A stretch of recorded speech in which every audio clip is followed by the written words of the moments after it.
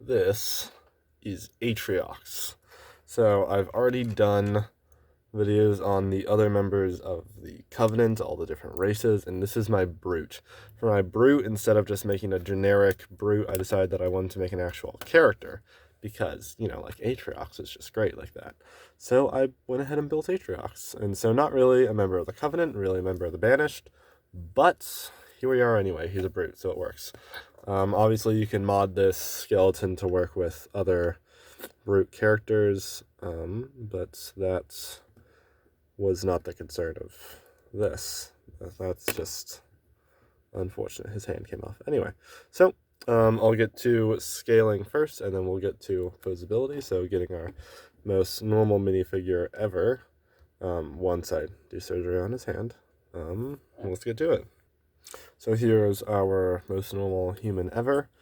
About 6 or 5 feet tall for the person, and the brute is about 9 feet tall. So this is the 10-foot mark right there at the top of that line, actually at the bottom of that cheese slope, and he's about a stud lower than that, so about 9 feet, almost exactly. So as far as posability goes, fairly basic and all. If you just manipulate his arms a bit, they can move up and down, or at least they should be able to. They can move front and back. It kind of gets inhibited by this armor, but I really like how the armor looks, so I'm not going to mess with that.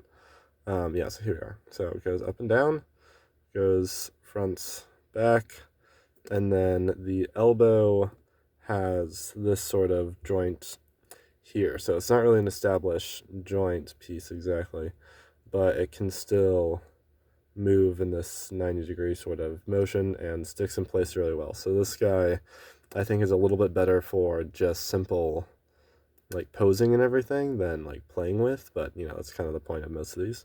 And the knees I want to be more filled in, so they can't actually move a whole lot, but you can just remove this cheese slope and they'll go a lot farther up.